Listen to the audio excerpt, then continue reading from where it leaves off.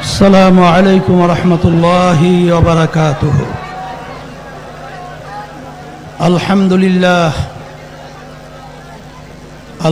لله وكفى وسلام على عباده الذين اصطفى. أما بعد فأعوذ بالله من الشيطان الرجيم. بسم الله الرحمن الرحيم. إنك لعلى خلق عظيم.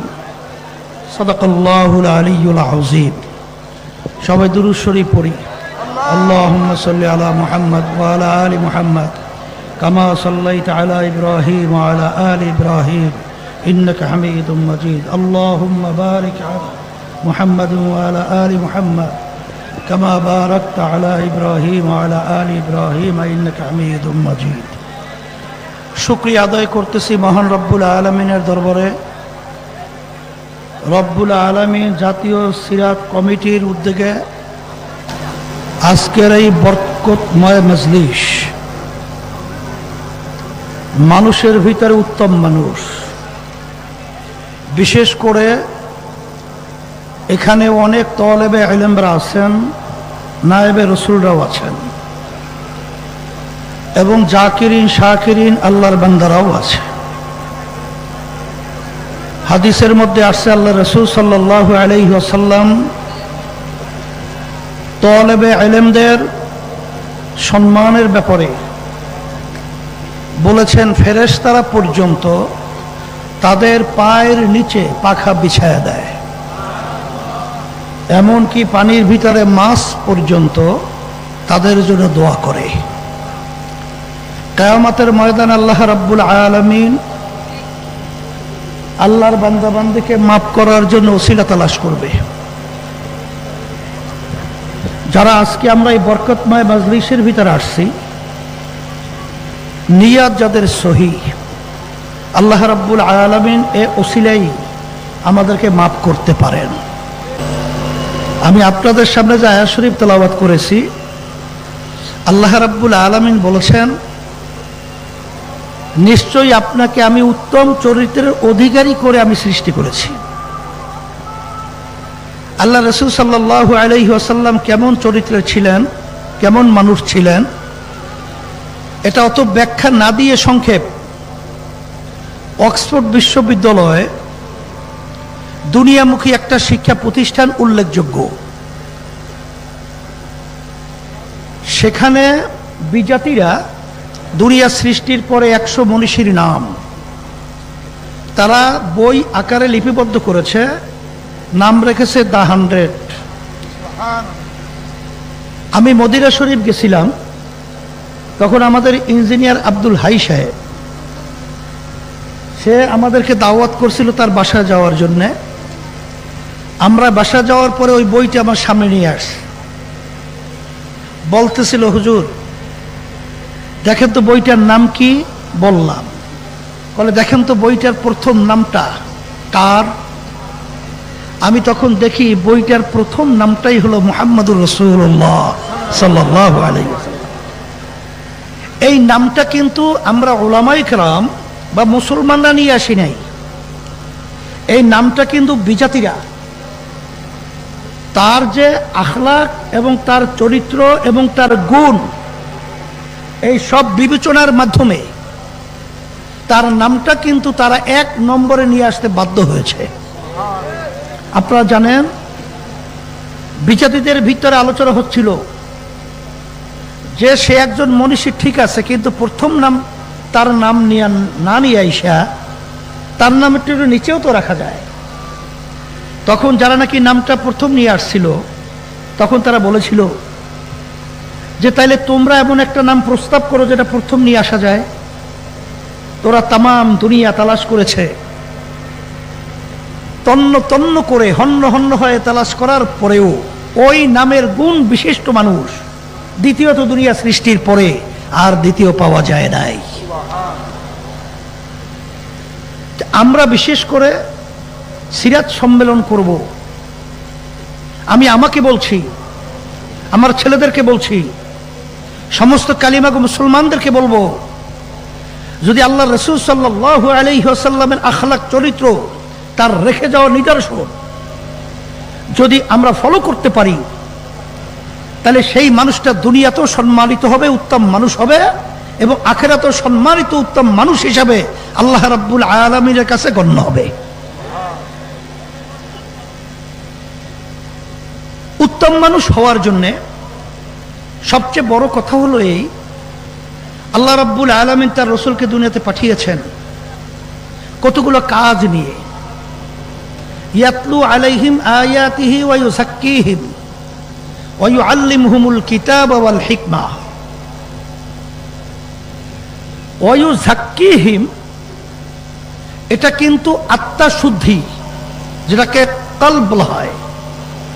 আসলে বাস্তবতা হলো আমরা অনেকের ইলমের অধিকারী হই, অনেক জ্ঞানের অধিকারী হই, আমরা অনেক শিক্ষায় শিক্ষিত হই, কিন্তু বাংলাদেশের 53 বছর ইতিহাস আপনি যদি পর্যালোচনা করেন, দেখবেন টিআইবি একটা সংস্থা এমপি মন্ত্রীদের নিয়ে তারা রিসার্চ করেছিল।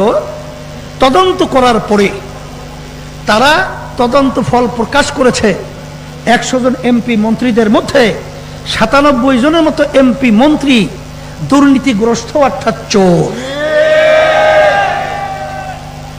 3 জনের ব্যাপারে মন্তব্য করেছে যে তারাও চোর, একটু কম চোর। কথা ঠিক না? এই যে 5ই আগস্ট, জুলাই 24, হাজার হাজার আমার মায়ের কোল যারা খালি করেছে, আমার হাফেজ আলেম ছেলেদেরকে বুকের ভিতরে গুলি করে রাস্তায় ফেলে দিল, এবং প্রায় 2000-এর মতো আমাদের বাংলাদেশের উদীয়মান সন্তানদেরকে, ভবিষ্যৎ প্রজন্ম মেধাবী এদেরকে ধ্বংস করে ফেলল। এই আচরণটা কিন্তু আসলে আত্মশুদ্ধি এবং ভিতরটা ভালো না থাকার কারণেই কিন্তু এই ধরনের আচরণ করতে পেরেছে। কিছুদিন আগে দেখেছেন প্রথম আলো পত্রিকা একটা রিপোর্ট বের হয়েছে, এই সদ্য খুনি ফ্যাসিস্ট আওয়ামী লীগ, হাসিনা বলেছিল হাসিনা পালায় না, আল্লাহর মায়ের আলমের বাহির, ভাত পাক করে খেয়েও যেতে পারে না। সেখানে আপনারা দেখেছেন যে সদ্য ভূমিমন্ত্রী 3টা দেশের মধ্যে তার প্রায় 620টার মতো 620 বাড়ির সন্ধান পাওয়া গেছে। সে বাড়ির মূল্য প্রায় 5,700 এত কোটি টাকা। এই টাকা তো সব তার বাপে রেখে গেছিল, তার দাদা, ওর এই সূত্রেই তো পাইছে।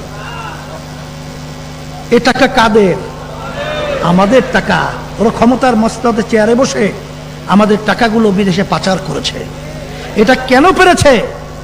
ওদের আত্মশুদ্ধি না থাকার কারণে এটা পেরেছে। এই জন্য আমি আমার ছেলেদেরকে বলবো, আমার ভাইদেরকে বলবো, আসলে বাস্তবতা হলো এই যে উত্তম চরিত্রের অধিকারী হতে হলে আখলাকে রাজিলা ভিতর থেকে দূর করতে হবে।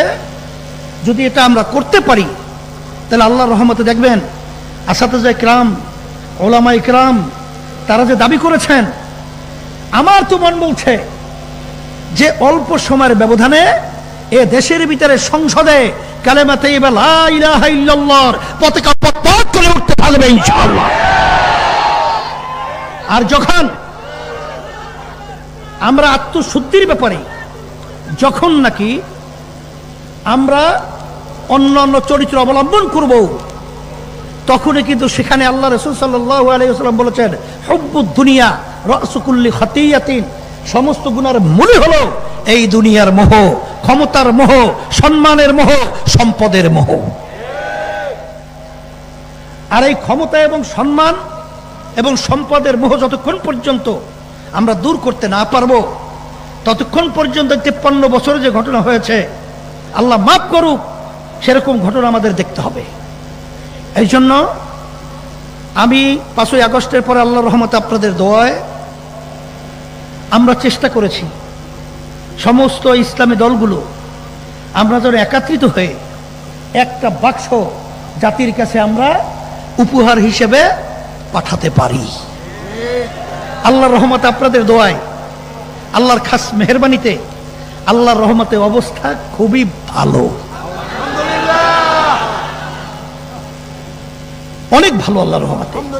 সাথে সাথে আমরা বলেছি যারা দেশপ্রেমিক রয়েছে তাদেরকে আমরা সাথে নিয়ে 5ই আগস্টের পরে 53 বছর যারা দেশ পরিচালনা করেছে, এদের পরিচালনা আমরা পেয়েছি। এই দেশটা একবার দুইবার নয়, 5 বার চোরের দিক থেকে, দুর্নীতির দিক থেকে তাম দুনিয়ার ভিতরে তারা ফার্স্ট বানিয়েছে। এদের পরিচালনায় আমার হাজার হাজার মায়ের কোল সন্তান হারা হয়েছে। এদের পরিচালনায় আমরা শুনছি মা তার কলিজা ফাটা চিৎকার করে বলছেন যে আজ কয়েকদিন পর্যন্ত আমার সন্তান আমাকে মা বলে ডাক দেয় না। সেই মুখদের শব্দ আমাদের কানে এখনো ভাসছে। সে আবু সাঈদের হাত প্রসারিত করে বুকের ভিতরে গুলির রাস্তায় লুটিয়ে ফেলেছিল, সে দৃশ্য এখন আমাদের চোখের সামনে ভাসছে। সেই বাংলাদেশের আয়নাগরে এখন আমাদের নজরে, এখন আমরা দেখছি আমাদের দেশের টাকা পাচারকারী, আমরা সেটা দেখেছি। আর এই দেশের মধ্যে বারবার আর সন্তান হারা হবে, মার কাঁদবে আমার সন্তান আমাকে ডাক দেয় না। আর বারবার আমাদের দেশ এরকম 5 বার চোরের দিক থেকে ফার্স্ট হবে, আয়নাঘর তৈরি হবে। এটা আর আমরা বাংলাদেশের মানুষ দেখতে চাই না। এর পরিবর্তন করতে হবে, এই জন্য আওয়াজ তুলতে হবে। এদেশের চোরদেরকে বাংলার রাষ্ট্রতে আর জায়গা হবে না, বঙ্গোপসাগরে নিক্ষেপ করতে হবে। সেই জন্যে আমি সকলকে উদাত্ত আহ্বান জানাবো, 5ই আগস্টের পরে এখন ইসলামের পক্ষে যে ক্ষেত্র তৈরি হয়েছে, 53 বছরে এই ক্ষেত্র আর কোনোদিন তৈরি হয় নাই। এটা যদি আমরা কাজে লাগাতে না পারি, আমাদের ভবিষ্যৎ প্রজন্ম সন্তানগুলো আমাদের নিয়ে তারা ধিক্কার করবে, তারা আমাদেরকে ঘৃণা করবে, তারা আমাদেরকে কলঙ্কজনক ইতিহাস রচনা করবে। এই জন্যে আমি সকল উদাত্ত আহ্বান জানাচ্ছি, আসেন। মাঠ উর্বর রয়েছে, অবস্থা আমি আল্লাহর রহমতে খুব ভালো দেখছি। তবে ওই কথা সবসময় মনে রাখেন, কবি বলেছেন ফাসাও ফাতারব ইদিন কাশাফাল গুবারো আফারাসুন তাহতার জল কাম হেমারো।